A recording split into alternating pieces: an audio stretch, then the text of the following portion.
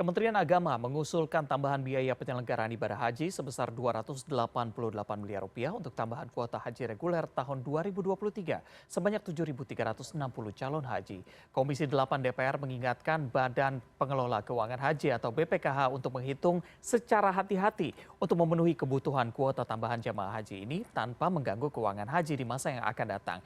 Berapa besar nilai yang disepakati antara DPR dan Kementerian Agama dan bagaimana DPR secara umum melihat persiapan Kementerian Agama menjelang musim haji 2023. Kita berbincang dengan Wakil Ketua Komisi 8 DPR RI, Aceh Hasan Syadzili. Selamat malam, Pak Aceh. Selamat malam, Assalamualaikum. Waalaikumsalam warahmatullahi wabarakatuh. Pak Aceh, ini Direktur Apa kabar, Jenderal. Mas? Alhamdulillah saya sehat. Pak Aceh gimana kabarnya?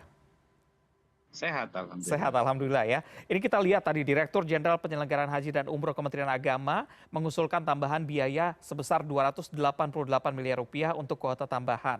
Nah, berdasarkan rapat tadi, apa saja rincian dari Rp288 miliar? Iya,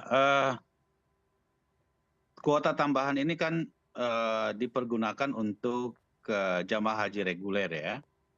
Walaupun kita mendapatkan 8.000 sesuai dengan undang-undang bahwa dari 8.000 itu harus dipergunakan dengan kuota reguler sebesar 7.360 jamaah dan sisanya itu dipergunakan untuk haji khusus. Nah, kita tahu bahwa komponen pembiayaan haji itu terutama untuk reguler terdiri dari dua komponen utama. Pertama dibayar langsung oleh jamaah dan yang kedua yang diambil dari nilai manfaat yang dikelola oleh Badan Pengelola Keuangan Haji. Nah, kita tahu bahwa nilai manfaat, kita tahu bahwa biaya haji itu disepakati kemarin sebesar 90 juta per jamaah. Nah, jamaah sendiri itu hanya membayar rata-rata antara 49 sampai 51 juta di Indonesia ini. Nah, karena itu sisa untuk memenuhi terhadap kebutuhan secara keseluruhan, maka diambillah dari nilai manfaat. Nah, di dalam penggunaan nilai manfaat yang diambil dari dana kelolaan jemaah haji tersebut, maka ini memerlukan persetujuan DPR. Kenapa? Karena kita tahu bahwa dana yang dikelola oleh BPKH itu memang nilai manfaatnya sepenuhnya harus dipergunakan untuk kepentingan pelayanan jemaah haji. Nah, jadi nilai tambahan tersebut sesungguhnya merupakan pembiayaan untuk memenuhi kebutuhan dari jemaah haji yang rata-rata dari 7.360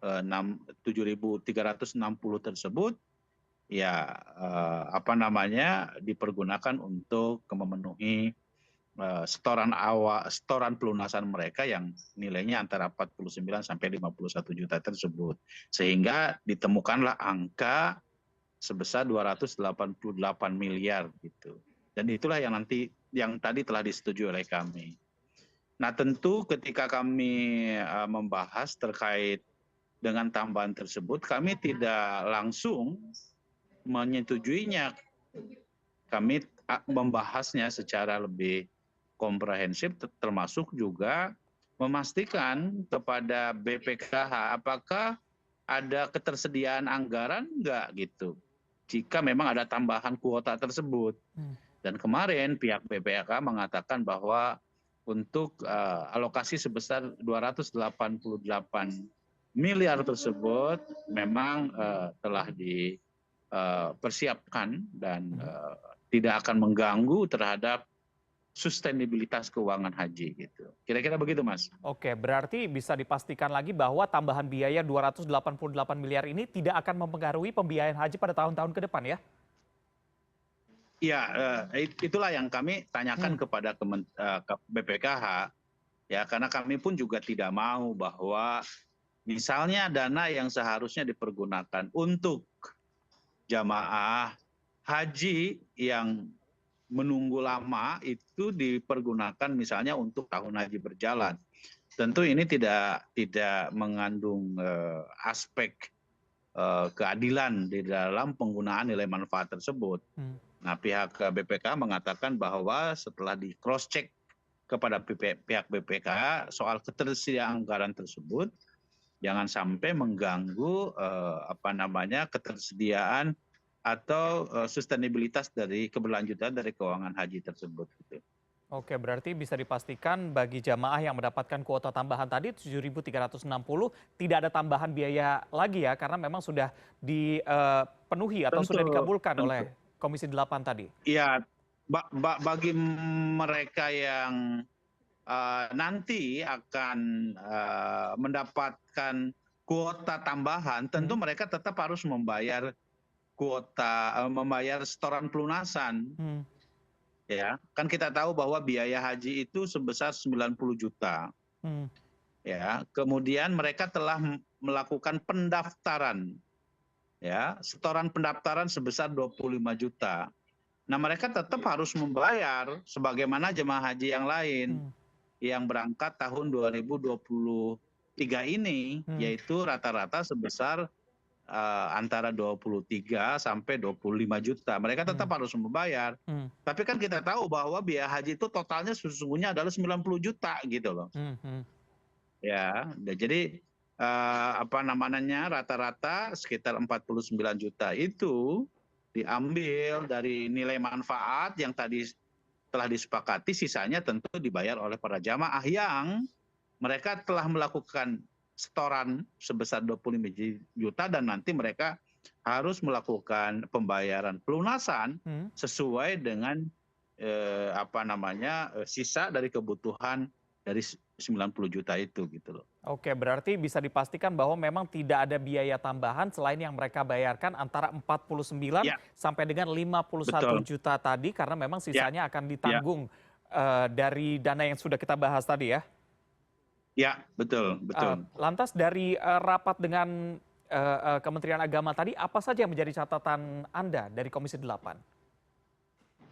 Iya, tentu kami tadi memberikan satu catatan ya, Hmm, agar Kementerian Agama memprioritaskan jemaah haji lansia.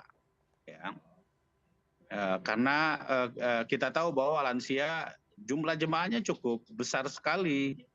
Bahkan tahun ini saja ada yang usia 109 tahun hmm, ya. Kemudian kita tahu bahwa jumlah lansia antara usia 90 sampai 100 tahun itu lebih dari 2.000 ya. Antara usia 80 sampai 90 tahun itu juga ada yang mencapai sekitar 5 ribuan. Jadi cukup besar sesungguhnya jamaah lansia ini. Nah, karena itu tentu kita minta supaya diprioritaskan dengan tetap memperhatikan sistem nomor berikutnya gitu loh. hmm, Misalnya kalau lansianya harus berangkat tahun depan, tapi kalau dia mau tahun ini ya bisa diprioritaskan gitu. hmm, hmm, Karena kan sesungguhnya proses pemberangkatan haji itu telah mengikuti sistem siskohat namanya, ya siskohat. Nah, jadi tidak bisa misalnya orang yang baru daftar kemudian dia bisa berangkat gitu ya. Karena kita tahu bahwa jumlah hmm, daftar tunggu kita itu mencapai 5,2 juta. hmm, Dari 5,2 juta itu rata-rata di Indonesia ini daftar tunggunya sudah hampir rata-rata 25 tahun. Bahkan di Sulawesi Selatan itu ada satu kabupaten yang bisa mencapai 48 tahun. hmm. Jadi daftar tunggu yang cukup lama ini harus diantisipasi dengan misalnya terutama lansia yang bisa ya mereka bisa berangkat lah gitu ya. Hmm. Oke, berarti dari kuota 7.360 tadi dari Komisi 8 DPR ini meminta bahwa memang diprioritaskan bagi calon jemaah haji lansia terlebih dahulu untuk diberangkatkan. Ya, catatan kami begitu, tapi Hmm, hmm, tentu itu harus dikembalikan kepada misalnya kan pasti akan ada hambatan. Hambatannya misalnya kan lansia ini mesti ada pendamping. hmm, hmm, Nah, kalau misalnya tidak ditemukan, tidak disertai dengan pendamping yang mandiri, kan agak sulit bagaimana bisa berangkat gitu ya. Oke. Nah,